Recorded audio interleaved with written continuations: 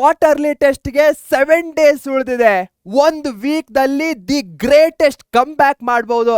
ನಾನಿದ್ದೇನೆ, ನಾನು ಹೇಳ್ತೇನೆ ನಿಮಗೆ ಯಾವ ಸ್ಟೆಪ್ಸ್ಗಳನ್ನ ಫಾಲೋ ಮಾಡಬೇಕು ಅಂತ. ಅದಕ್ಕಿಂತ ಮುಂಚೆ ಕಮೆಂಟಲ್ಲಿ ಕಮ್ ಬ್ಯಾಕ್ ಅಂತ ಹಾಕಿ. ನೋಡಿ ಮಕ್ಕಳೇ, ನನಗೆ ನೀವೆಷ್ಟು ಕಮೆಂಟ್ ಮಾಡ್ತಿರೋ, ಎಷ್ಟು ಲೈಕ್ಸ್ ಮಾಡ್ತಿರೋ ಅಷ್ಟೇ ಗೊತ್ತಾಗತ್ತೆ ಯು ಆರ್ ವಿತ್ ಮೀ ಅಂತ. ಇಲ್ಲ ಅಂದರೆ ರೋಬೋಟ್ಸ್ಗಳಿಗೆ ಕಳಿಸ್ದಂಗೆ ಆಗತ್ತೆ. ಹೀಗಾಗಿ ಕಮೆಂಟಲ್ಲಿ ಕಮ್ ಬ್ಯಾಕ್ ಅಂತ ಹಾಕಿ.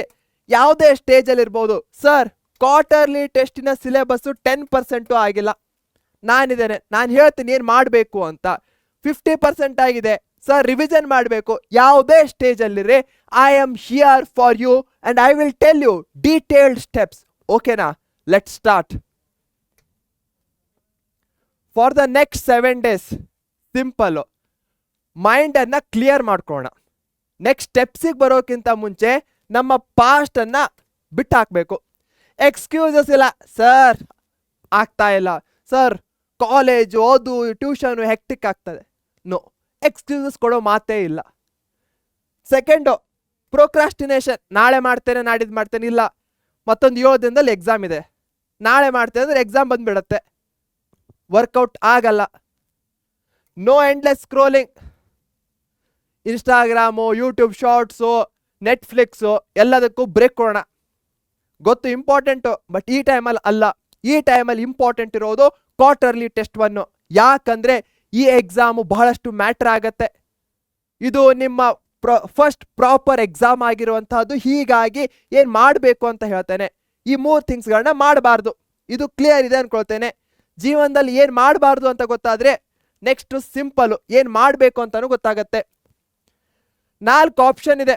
ನೀವು ಯಾವ ರೀತಿಯ student, still waiting to start ಮಾಡಬೇಕು ಅಂತ ಕಾಯ್ತಾ ಇದ್ದೇನೆ. ಸ್ಟಡಿಂಗ್ ರ್ಯಾಂಡಮ್ಲಿ, ಮನಸ್ಸು ಬಂದಾಗ ಓದ್ತೇನೆ. ಫಾಲೋವಿಂಗ್ ಅ ಟೈಮ್ ಟೇಬಲ್ ಇದೆ, ಅದನ್ನು ಫಾಲೋ ಮಾಡ್ತಾ ಇದ್ದೇನೆ sir.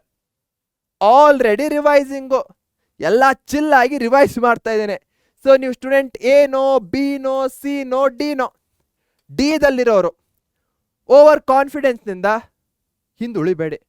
It's high time, you should focus on revision.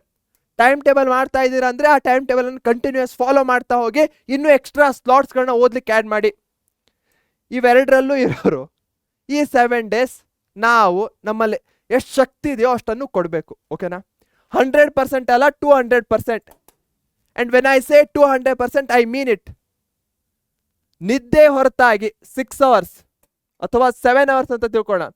ಇದನ್ನು ಬಿಟ್ಟು ಏನು ಟೈಮ್ ಇರುತ್ತೋ ಅದು ಸ್ಟಡಿಲೇ ಹೋಗಬೇಕು. ಯಾಕಂದರೆ ಕ್ವಾರ್ಟರ್ಲಿ ಟೆಸ್ಟ್ 1 ಎಲ್ಲರದು ಚೆನ್ನಾಗಿ ಆಗಬೇಕು. ಆ ಕಾನ್ಫಿಡೆನ್ಸನ್ನು ಇಟ್ಕೊಂಡು ನಾವು ಮುಂದಿನ ಎಕ್ಸಾಮ್ಸ್ಗೆ ಹೋಗಬೇಕು.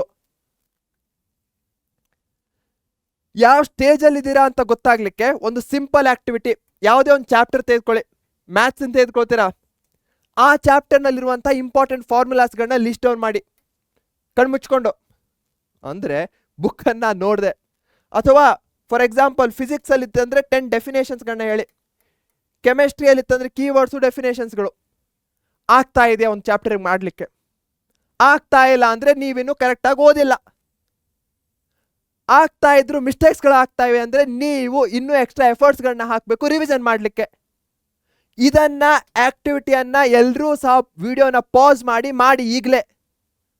ಇದು ವೆರಿ ಇಂಪಾರ್ಟೆಂಟ್ ಆಗಿರುವಂತಹದ್ದು. ಯಾಕಂದರೆ ಇದು ನಮ್ಗೆ ಒಂದು ರಿಯಾಲಿಟಿ ಚೆಕ್ ಕೊಡುತ್ತೆ ನಾವೆಲ್ಲಿದ್ದೇವೆ ಅಂತ.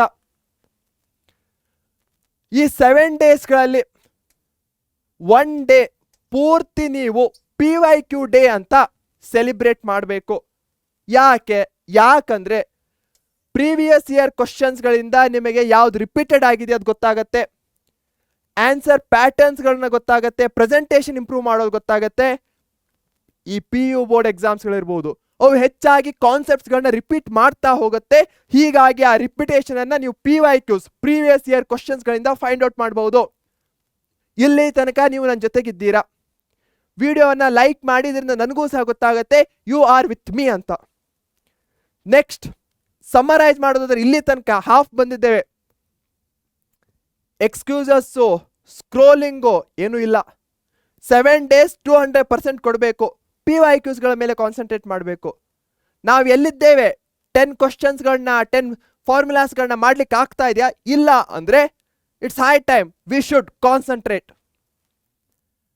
ಲಾಸ್ಟ್ 1 or 2 ಡೇ ಎಕ್ಸಾಮ್ ಹಿಂದಿದ್ದಾಗ ಪೂರ್ತಿ ಟೆಕ್ಸ್ಟ್ ಬುಕ್ ಅನ್ನ ಓದೋದಲ್ಲ. ಏನ್ ಮಾಡಬೇಕು, ನೀವು ಮಾಡ್ಕೊಂಡಿರುವಂತಹ ಶಾರ್ಟ್ ನೋಟ್ಸ್ಗಳನ್ನ ಓದಬೇಕು. ಒಂದು ಮಿಸ್ಟೇಕ್ ನೋಟ್ಬುಕ್ ಅನ್ನ ಮಾಡ್ಕೊಂಡಿರಿ, ಅಲ್ಲಿ ಮಿಸ್ಟೇಕ್ಸ್ಗಳನ್ನೆಲ್ಲ ನೋಡಿ, ಓಕೆ ಈ ರೀತಿ ಮಿಸ್ಟೇಕ್ಸ್ ಮಾಡ್ತಾ ಇದ್ದಾರೆ, ಇದನ್ನ ಎಕ್ಸಾಮ್ನಲ್ಲಿ ಅವಾಯ್ಡ್ ಮಾಡಬೇಕು ಅಂತ ಹೋಗಿ ಫಾರ್ಮುಲಾ ಶೀಟ್ಸ್ಗಳನ್ನ ಇಟ್ಕೊಳ್ಳಿ. ಯಾಕಂದ್ರೆ ಲಾಸ್ಟ್ ಮಿನಿಟಲ್ಲಿ ಟೆಕ್ಸ್ಟ್ ಬುಕ್ ಅನ್ನ ಓದ್ತಾ ಕೂತ್ಕೊಳ್ಳಿಕ್ಕೆ ಟೈಮ್ ಇರಲ್ಲ, ವೇಸ್ಟ್ ಆಗುತ್ತೆ. ಎಷ್ಟು ಚಾಪ್ಟರ್ಸ್ ಇರುತ್ತೆ ನಿಮ್ಗೆ, 1-2 ಚಾಪ್ಟರ್ಸ್ ಇರ್ಬೋದು, 3 ಚಾಪ್ಟರ್ಸು, ಅವೆಲ್ಲ ಓದ್ಲಿಕ್ಕೆ ಆಗಲ್ಲ.